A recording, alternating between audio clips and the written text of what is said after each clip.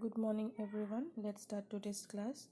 Today, also, we will continue that same chapter of history, Ashoka the Emperor who gave up the world. And today's topic is first one, how empires different from the kingdoms. As we all know, in our last chapter, we already read about Janapadas and Mahajanapadas. There, we understand the difference between these two kingdoms, right? The Mahajanapadas are bigger than Janapadas, and to look after that empire, they need lots of people, they need army also, they need resources. So like that only, this to maintain a kingdom, or to maintain an empire, we can say, the kings need lots of resources, because that is as it is bigger than size. So emperors need lots of resources than kings, because empires are larger than kingdom and need to be protected by big enemies, as it is a bigger area. So that's why they need to protect that place very carefully, and for this they need lots of people, those who all are also engaged in armies, so that they can look after that empire nicely.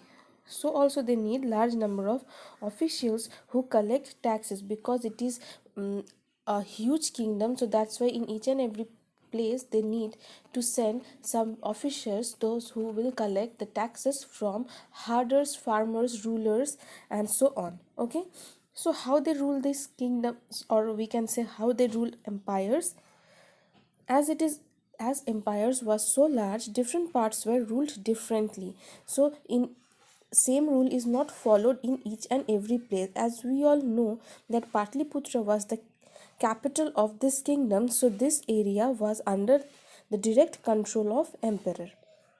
That means the officials were appointed to collect taxes from farmer herders, craftspersons, and traders who lived in these villages and towns in these areas. Okay, so officials also punished the people, those who will not follow the rules what is maintained by ruler. Okay, so many of these officials were given salaries also.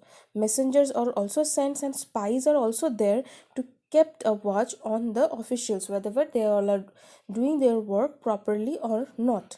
Okay, the emperor supervised them all with the help of the members of royal family and senior ministers. So all are in the head post are belonged from royal families only. Okay, there were other areas also in these provinces except Patliputra. So many other important cities were there, right? Each of these were ruled from a provincial capital such as Takshila or Ujjain. That means these two are also an important city, as we have talked yesterday.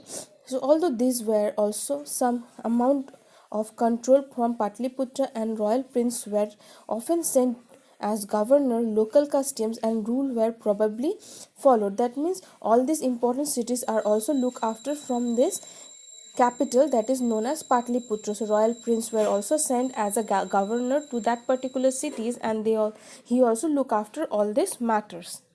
Clear?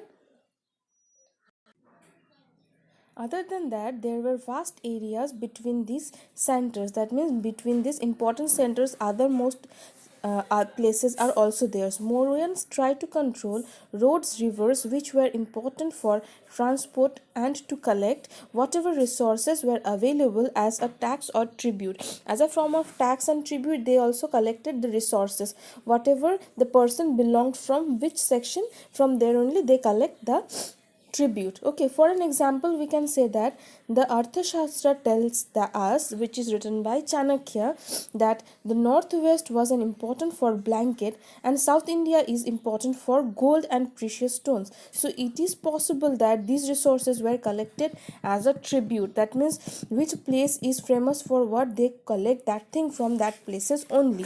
Okay, there were also forested regions in this place. So people living in these areas were more or less independent. So they have been expected to provide elephants, timber, honey, wax, whatever the thing they got from forest, they paid this as a tax to the Mauryan dynasty. Okay.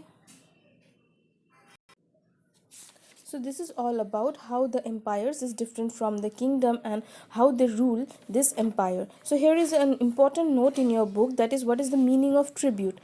Unlike taxes which were collected on a regular basis, tribute was collected as when it is possible from people who gave a variety of things more or less willingly. So that means what, taxes is collected regularly, that means it's on the basis quarterly basis or annual basis or half yearly, but tribute they cannot collect as it is on a formal or regular basis. They collect whenever they need these things as a token of love from the people. Okay, so this is also an important point, kindly read that.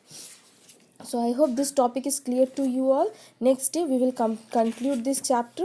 So till that much you read this. If you have any queries, you can ask me. Thank you children, have a nice day.